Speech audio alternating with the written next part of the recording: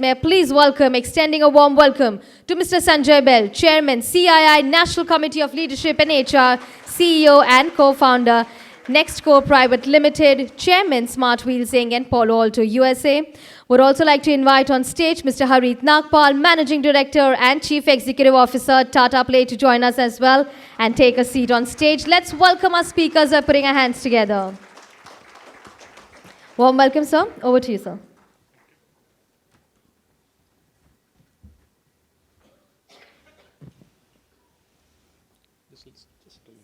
Thanks. Thank you, Priya, for this very warm start to the day. It's going to be an exciting day, I can promise you. Good morning, everyone, and thanks for making it on time. Mr. Harith Nagpal, Managing Director and CEO for Tata Play, esteemed speakers, my comrades Inam, Manu, Dr. Jayakumar, Rajesh, members of the Conclave core team, my colleagues at the CII Committee of Leadership and HR, Business and HR Fraternity, which has filled up the whole room here, Ms. Jane Karkada, the Director and CHRO for CII, members of media, ladies and gentlemen. Let me extend a hearty welcome to the very large number of people who've come here to Mumbai from various parts of the country to participate in CII's 14th edition of HR Conclave, themed around decoding the new HR mandate. On behalf of CII and on my personal behalf, I add a very special welcome to Mr. Harith Nagpal. In line with our customary tradition, every year we start with a tall business leader of very high stature sharing their perspectives. And we are privileged to have Mr. Harith today with us exactly for that. Across diverse industries, Harith has successfully navigated and led many notable evolutions and transitions of organizational work and productivity models. And he has had an illustrious and very, very commendable 4-decade of professional journey. And hence, I feel that he's the perfect leader to set the tone for our theme of decoding the new HR ways. I personally have looked up to Harith for about 2 decades since I've known him. And he's been guiding with extremely sharp insights and has a clear vision as to where the future is set up there. But more of that later, towards the end of my address. Now, this conclave is a flagship event of the CII's committee there. And not only does the HR fraternity come together to really celebrate human resources as a function, but also goes well beyond HR to address the pressing challenges of today and tomorrow. Now, to set the context of the conclave, I would take the opportunity to share my perspective on our nation's run-up to the 2030, basically the next 5 years, and urge all of you here and the people who are going to join over the next course of the next 2 days to really decode, in context of that, what is the best HR playbook, which really will galvanize the enthralling India surge that we all are upon. Our nation is in the midst of profound transformation. Now, as we look ahead to the year 2030, the contours of the journey appear to be exciting, and yet they are complex. As the year 2024 is coming to the end, all of us know that our economy has just about hovering around $4 trillion. In fact, there are some estimates which put it a little ahead of $4 trillion. And that makes us amongst the top 5 economies, firmly amongst the top 5 economies in the world. But that is yet just a prelude to what is going to happen in the next 5 years, because this $4 trillion is likely to reach about $7 to $8 trillion. Yeah? And that's the kind of a most conservative is 7, but realistic would be $8 trillion. And that would take us to a firm number 3 economy in the world. And you've already heard a lot of political narrative also being woven around the top 3 economies in the world. Now, what we need to pick up is what are the trends really driving that and how do we galvanize this economy. Now, India is currently and concurrently actually going through many, many transitions together. Economic, we know, social, geopolitical, digital, policy, productivity related, and all of these will dramatically reshape our lead up to 2030.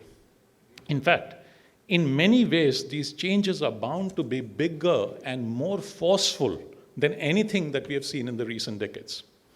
Now, not only will India be the 3rd largest economy in the world, but will also be amongst the top 3 drivers of the total growth, the incremental growth that's going to happen in the next 5 years. We're going to be that. Now, that's because we already have a very large consumption-driven economy. Over 60% of our GDP is consumption-driven, unlike any large economy which is there in the world. China is dramatically dependent on not just so much on consumption, but a lot on exports. So India, that way, securitizes this kind of 7 to 8 trillion journey. And this is actually, just to put it in context, is twice the global growth rate. If you look at the World Economic Forum recently released IMF report, it says globally, world grew at 3.2%. India is going to grow between 6.5 to 7% in 24 and 25. So that's quite commendable, not just this year, but many years to come. Now, why do we say it securitizes this kind of a growth there? Because there is a dramatic growth that we are seeing in terms of per capita incomes. We are seeing growing middle and upper class. We're seeing urbanization, digitization, we're seeing premiumization of demand. All these are trends that all of us in our corporates or our companies are seeing. There are changing preference and attitudes as the younger people are coming into becoming consuming classes there. Increased openness to credit-driven consumption and willingness to take debt, consumer willingness to take debt to live in future. And that's going to further fuel the economy. We also, as a nation, have an advantage of being the youngest large nations there. Yeah? With the median age, in fact, in 2030, India's median age will be 31. China will be at 42, and US will be at about 40. Now, this not only makes us the youngest nation in the world, but also gives us the largest and continuing in 2030 to be the highest growth workforce population across the planet. This demographic dividend is expected to last till 2037. So pretty much the next 12 to 15 years, we're going to see this dividend continuing to last.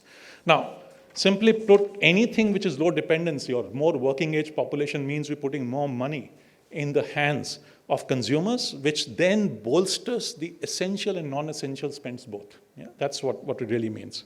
Now, apart from this, India will also add about 90 million millennials, new household coming into the consuming class. People who were born after mid-90s and all that. All these are going to become consuming class. Now, 90 million is almost like adding a Japan of full consuming class in India in the next 5 years. And will add 370 million people between 10 to 25 years of age. That's more than the population of US, which is about 340 million. So you're going to add a Japan of millennials and America in terms of young population of 10 to 25 years, which is going to be obviously aspirational and doing that. Now, why is this very critical and why is this fascinating? Almost all of them are digital natives. They were born in a digital era, unlike some of us, which are digital immigrants. We've been kind of thrust upon this world, but they've been born digitally. They have far lesser frugal attitudes than their parents like us. They have much greater brand awareness. But the most important thing that I think we need to observe is their habit of spending is higher than their capacity to spend. Our habit of spending was less than our capacity to spend. Yeah? That's the fundamental change, and that's why the credit market and all these will fuel much bigger growth in India. Now, while all of us ought to be excited and energized by these trends, leading mega trends, it's important that we need to understand our role in mobilizing this ecosystem. Whatever is in our control and influence, we need to see how do we really mobilize that.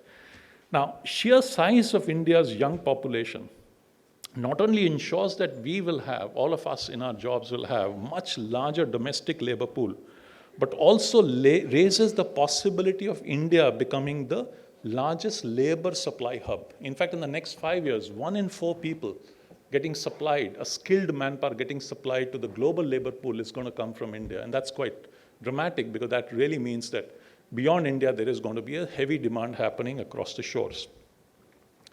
Now, this can be leveraged. A large population can really be leveraged, working population, if we can dramatically improve the quality education and availability and access of skilling, reskilling, and upskilling. And that really falls upon us. Yeah? It may need a very comprehensive approach to establish institutional mechanism. I think we're very good at training a few people, but we don't have an assembly line or institutional mechanism or a framework to broaden access to high quality and market-aligned training opportunities. So when we are to suddenly build 1 million people who understand, let's say, Gen AI in a particular kind of a domain, how do we get 1 million people trained in the next 3 months and really unleash that potent workforce in India and across the world? That's the point which is critical here. Now, large industrial organizations have traditionally focused. A lot of us are from very large companies. We have traditionally focused on excellence in processes. And often for the mass market, it works well. SOP, the whole concept of standard operating procedure, is a process so that all of us, irrespective of human intervention, have a SOP given to us so that we can be consistent in our delivery. But just think about the fundamental change today. Most of the standard work is much more automated, or at least it's in the process of getting automated. And what's increasingly left to do is the non-standard work. Yeah? And yet, most industrial organizations are not structured for the non-standard work, leaving them, and that makes them unable to change at the pace at which innovation is happening. So what is required? Let's really reflect ourselves over the next 2 days. What is required for us to become efficient and become very, very exceptional institutes of tomorrow in context of the way tomorrow is going to come? But more importantly, what can we do as individuals and collectively as teams to really contribute to this transition? Now, needless to say that there are many factors here: people, processes, technologies, everything has to play a role in tandem. But what's more important is HR function, the human resource function, and I dare say, more than any other function, will be at the helm of it. Now, we can either grab the opportunity or let it go. And that's the point that we have to really debate. But let me pose a few questions to you. Now, one very fundamental thing is going to be, how do we apply the principles of excellence of flexible project-based approach, turning the unusual into business as usual? I just talked about this whole thing about project-based work. It's very unusual to, you unleash a team and then you tell them 20 people to work on a project and then you disband the team. But that's about 10% of organizational work. How do we unleash it to become 80% of organizational work and really put the other way around? That's going to be the first question. The second is, how do we move the control and compliance to empowerment, individual empowerment, giving far better autonomy and information that these individuals need, often based on digital footprint, to work more effectively? That's another question there, because these things are happening at the younger workforce as they're coming and technology getting more matured. Third point is, how do we enable the workforce to integrate with highly accessible digital tools for tailored solutions? Now, we have to really see there is a dawn of man-machine collaboration which is happening there. We are going to talk about this over the next 2 days. Now, all of us know that AI is not going to replace every single role that is there, but it's going to replace a lot of tasks within the roles that is going to be there. So it's going to be dramatically improved. So how do we really augment that man-machine collaboration there? The other point is that most of us are process masters as managers and leaders in our organizations. Can we become process engineers or re-engineers who can then rethink and redesign any process because of the infusion of technology? Now, one is to master the process and come every day and really get the job done. But if technology gets infused, how do I re-engineer my own work? This is going to be a critical thing. From Industry 4.0 to Industry 4U, by dramatically increasing technology support, improving ergonomic design, and improving leadership culture. And as I talked about earlier, how do we make it, and this is very important, how do we get our organizations configured on scalable learning, something like industrialized capability building to rapidly build skills and actually put our employees to become a competitive advantage. So, and while the technology-related trends have been very overwhelming and been the narrative of almost every HR event, not just this year, but for many years over the last decade there, I think something more we should reflect upon is the meaningful, it's really about little being done. And I'm very candid about it, and I share it with a lot of my colleagues at National Committee there, that there is little being done to balance our nation's societal imperative with meaningful inclusion of the large workforce. We have about 12 million people coming to workforce every year. We have only 2 million meaningful jobs to offer. That leaves 10 million. So let's say even if 3 million of the balance 10 million go into unstructured jobs, that still leaves about 5 to 7 million people who are on constant lookout for a job. And that's why you see for 1,000 of these jobs which UP advertises or any government job kit advertises, there are about 500,000 applicants for that. So that's a very, very big question to answer. And not just that, there's also a burgeoning cohort of an aging population in India, and we all know about aging. There are super fit 60 plus people, super fit. And so what do we do? And then when the retirement age was about 60, then average median life, and it was decided to be 58 or 60, the average median life used to be 65 or 70. Today, average median life in a good environment is about 80, 85. So how do you keep those people profitably occupied? Automation and displacement of lesser privileged sections of our society, what happens to them? And this whole multi-generational thing also, I think, will come up for some discussion as we go ahead. So what are the impact of some of these trends, which are more demographic or societal trends on the workforce, is also what we need to think about. So I just want to leave you with a few contracts that we need to have, and I talked about it to my colleagues earlier, but I think it's important and I want to keep reinforcing it. Something to ponder upon while all the discussions are happening here. First, what is my social contract? Individually, please reflect on this as a leader. And social contract would mean, how do I include more people? How do I encourage diversity? How do I get better living standards for communities that I serve through my business? Second, what is my moral contract? Moral contract is all about how do I make sure that we create relevant employment, health of our employees. Mental health is being talked about now. Education to our employee families and communities there. So there could be many, many of those moral contracts. It doesn't need to be our enterprise, can be outside our enterprise. The third is, which is becoming increasingly critical, and I come from an electric mobility industry and sustainability, is what is my planet contract? There are horrific stories there. We could not have increased the temperature of the planet more than 1.5 degrees over the pre-industrialization colonial. After that, Antarctica melts and ozone layer goes and all kinds of things happen. We're already at 1.2 out of 1.5. And there is no way, I think, there are pundits who are saying it's irreversible now. So we have to very quickly find some innovative solution to really bring the temperature down there. So what are the kind of products we use? How do we deal with this over-consumerism? And what is my planet contract in context of that? And all this turbulence and mobility, are we really being good students of crisis? Yeah, each one of us. It's not important to raise the bar. It's important to raise the floor. Yeah, all of us need to be good students of crisis, and that's a very, very important point that we need to remember.